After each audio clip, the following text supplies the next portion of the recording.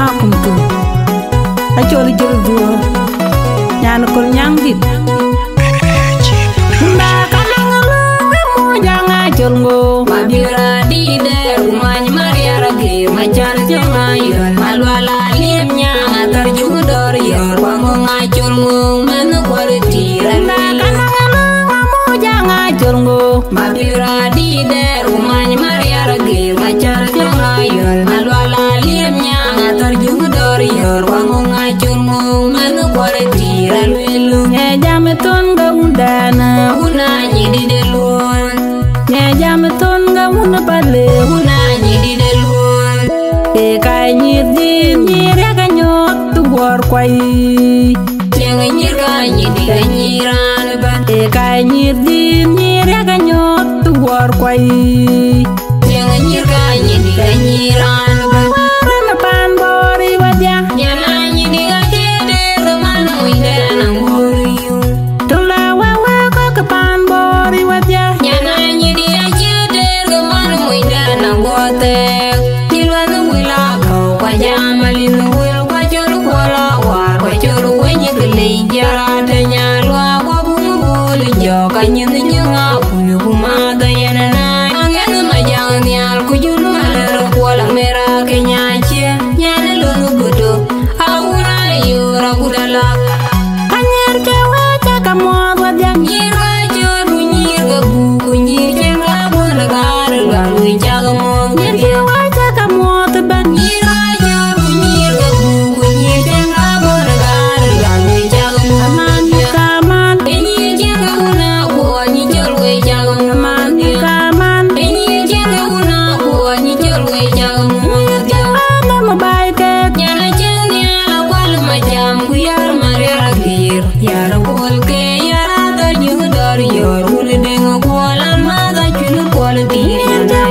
mo bay ke Nyana jengnya lakwal macam kuyar marera gir Yara kual ke yara terjung dari yor Uli dengo kualan mata cunu kual dir Nyana julmu Kucang perang jo aciran lewan Panten pandil ya mo pandai nyadung Kucang perang jo aciran lewan Panten pandil ya mo pandai nyadung dari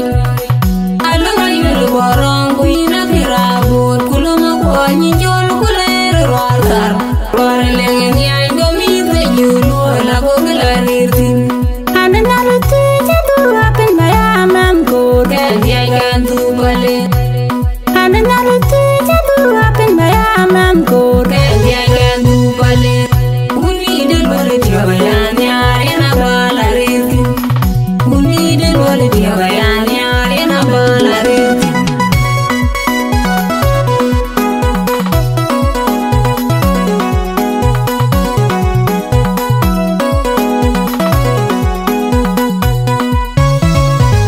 Ba kanang lu mo janga jolngo Mabira di de umany maria rage macar janga yon malwala liemnya ngatar juga dor yor wangu ngacur ngumen quality Ba remilu kanang lu mo janga jolngo Mabira di de umany maria rage macar janga yon malwala liemnya ngatar juga dor yor wangu ngacur ngumen quality remilu ne jam ton ga undana Una nyidi de luon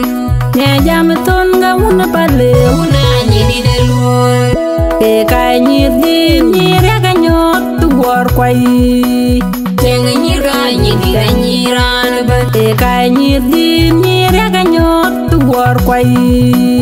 Tenga nyira nyidi ga nyiran ba na pan bori wadya Nyana nyidi ga jede zaman winde na ngoriyu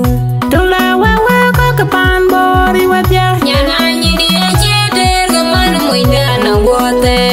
Tilan wila kau kwa jamalin wil kwa jolu kwa la war Kwa jolu wenye kelinjara tanya lwa kwa kumuguli joka nyindi nyunga buyu kumata yenena Angin majang nyal kujulu maler kwa